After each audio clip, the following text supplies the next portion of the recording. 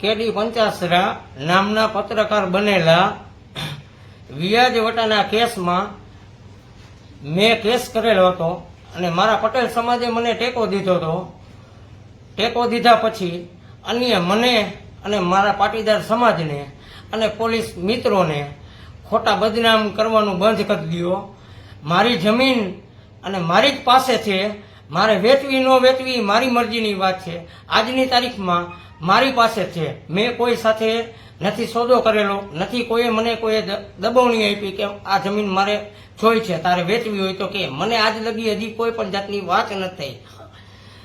પત્રકાર આવી રીતે કોઈને ખોટા બદનામ કરોમાં તમે, આમાં કેટલાય વ્યક્તિ અમારા જેવા સાધારણ માણસોને, સારા માણસોએ, પટેલ સમાજે, મારા સગાવાલોએ બધાએ ટેકો દીધો.